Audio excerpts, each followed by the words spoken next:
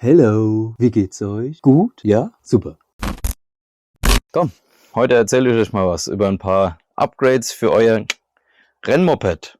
Ein paar essentielle, ein paar günstige, aber auch ein paar Premium-Updates, die es meiner Meinung nach braucht für jedes Moped. Vorneweg, die Liste ist nicht vollständig, jeder hat andere Prioritäten, jeder sieht was anderes wichtig. Haut's gerne unten in die Kommentare auch rein, was euch gefehlt hat, was ihr noch als essentiell anseht für euer Rennmoped. Teilweise sind die Tipps sogar für euer Straßenmoped gut zu gebrauchen, deswegen dranbleiben, gut aufpassen und gut zuhören. Gehen wir direkt mal rein. Was ist denn der erste und der günstigste Tipp, den ihr machen könnt mit eurem Moped? Tja, ganz einfach, waschen.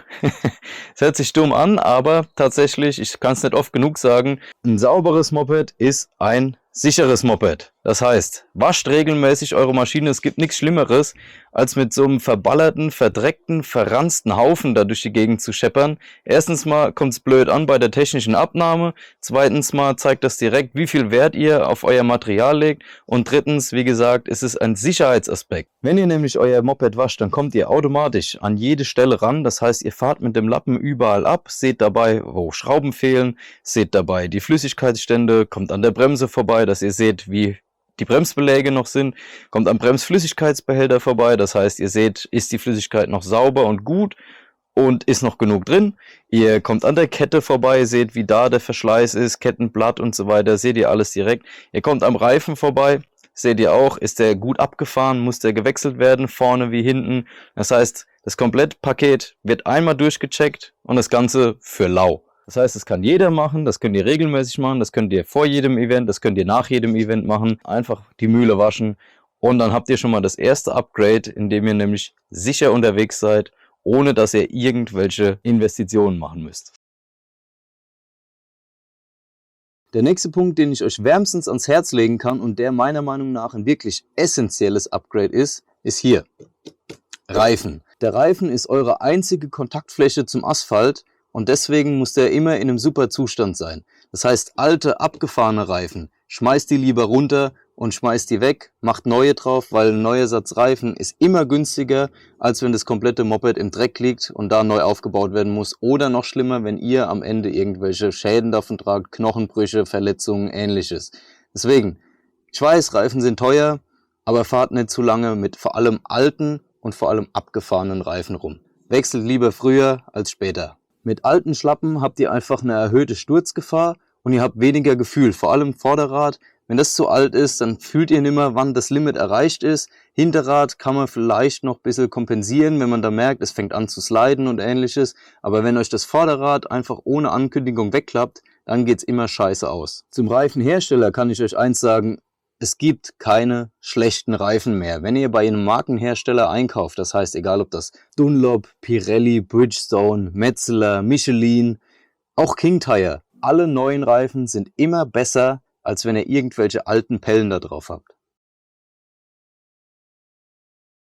Das nächste, was ich auch zu den essentiellen Upgrades zähle, ist einfach eine Rennverkleidung. Klar, eine Rennverkleidung ist nicht zwingend notwendig, für auf der Rennstrecke zu fahren. Gar kein Thema. Aber eine Straßenverkleidung ist im Fall des Falles immer wesentlich teurer und aufwendiger zu ersetzen, als hier so eine Rennpappe. Wenn da mal was passiert, die ist viel günstiger zu reparieren, die ist viel günstiger zu ersetzen und ihr habt den Vorteil, dass die Teile mit viel weniger Schrauben in Bruchteil von der Zeit auseinandergeschraubt sind und durch ein anderes Teil einfach ersetzt werden können. Da die Rennverkleidung im Gegensatz zu den Originalverkleidungen meistens aus GFK oder Carbon besteht, besteht hier auch die Möglichkeit, die einfacher zu reparieren. Im Vergleich zu so einem ABS-Plastik, wie das die Originalverkleidung hat, ist es hier einfach ein bisschen Harz, ein paar Matten und das ganze Ding kann man wieder zusammenkleistern. Ein weiterer Vorteil ist, dass ihr bei einer Rennverkleidung schon direkt die Sachen wie Spiegel, Blinker, Lichter, Nummernschild etc. alles abhabt und nicht erst vor jedem Rennevent abbauen müsst. Das heißt, die Rennverkleidung ist nicht zwingend notwendig, aber im Fall der Fälle unbezahlbar.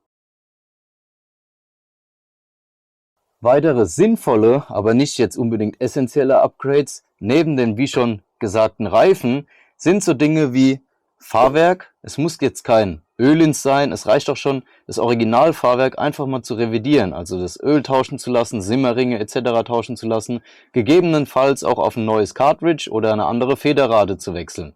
Oder auch Dinge an der Bremse, wie zum Beispiel Stahlflex-Bremsleitungen, neue Bremsbeläge oder neue frische Bremsflüssigkeit, kosten wenig Geld, aber bringen oft eine große Verbesserung und Veränderung. Danach erst würde ich mir Gedanken machen Richtung Bremspumpe oder auch gegebenenfalls Bremssattel, je nach Motorradmodell. Alles in allem sind das vor allem Upgrades, die zum Wohlfühlfaktor beitragen. Und wichtig ist, nur wer sich wohlfühlt auf dem Motorrad, kann auch schnell sein mit seinem Motorrad. In dem Zug erwähne ich auch gerne oft Fehler bei Upgrades, die oft gemacht werden, weil oft fangen die Leute zuerst an, immer viel zu viel Leistung zu machen, das Motorrad immer schneller zu machen, weniger Gewicht und so weiter, anstatt einfach mal an sich selbst zu arbeiten, abzunehmen, den Körper fitter zu machen, Ausdauer aufzubauen. Da wird am falschen Ende dann investiert und das Ganze wird unnötig teuer, ohne dass es jetzt wirklich einen Mehrwert bringt. Sekunde, Telefon klingelt. Kroatien ruft an. Hallo? Ja? Robnik? Was? Ich soll vorbeikommen. Wann? In 2 Wochen. Okay. Mit Hafenegger? Ja, nee, kein Problem, bin ich da. Wann genau? 12. Oktober bis 15. 4 Tage. Ja, kein Problem, bin ich da. Alles klar, dann sehen wir uns dort. Alright, bis dahin. Ciao, ciao, ciao, ciao, ciao. Das Ganze heißt natürlich nicht, dass man komplett auf Performance verzichten soll. Nachdem man alle essentiellen und sinnvollen Upgrades gemacht hat, kann man selbstverständlich auch investieren. Man muss natürlich auch ein bisschen Bling Bling haben, man will natürlich auch ein bisschen investieren, das Moped soll natürlich auch ein bisschen mehr Dampf haben, alles absolut verständlich, solange man die Grundsachen im Auge behält und erstmal Service hat, dass man erstmal ein gutes, funktionierendes, einwandfreies Moped hat. Dann geht es natürlich gerne weiter hier mit Auspuffanlage ohne Cut. Das Ganze natürlich dann auch wieder gut abgestimmt, damit man am Ende mehr Leistung hat und damit die Lambda-Werte besser sind und das Motorrad einfach ohne Cut besser atmen kann und man so Motorschäden vorbeugen kann.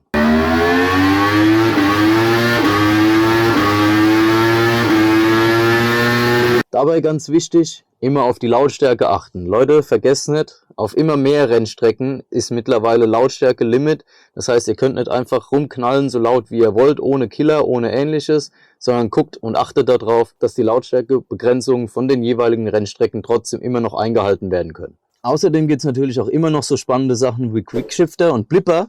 Das heißt, dass ihr unter Volllast hochschalten oder entsprechend vor der Kurve ohne Kupplung runterschalten könnt. Das ist zum Beispiel ein Upgrade, was nice to have ist, was Ruhe ins Fahrwerk bringt beim Fahren, wenn er richtig eingestellt ist, aber nicht zwingend notwendig, dass man jetzt damit unbedingt schneller wird oder dass man sich unbedingt geiler fühlt. Upgrades, die das Leben erleichtern.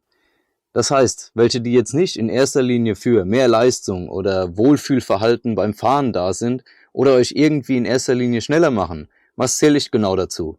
Das sind unter anderem Geschichten wie hier.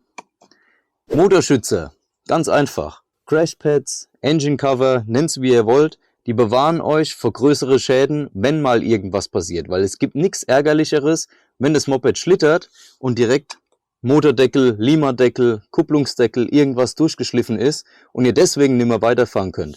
Anstatt einfach hier für ein paar Mark so Motorschützer oder Rahmenschützer, ähnliches einfach an euer Moped zu schrauben, dann sind die verkratzt, aber ihr könnt weiterfahren. Und nach dem Event haut ihr sie runter, holt euch einen neuen Satz und weiter geht's. Außerdem natürlich auch wichtig, keineswegs irgendwie essentiell notwendig, aber erleichtert euer Leben ungemein, ist eine verstellbare Rastenanlage. Die Rastenanlage hilft euch dabei, euch optimal auf dem Motorrad wohlzufühlen.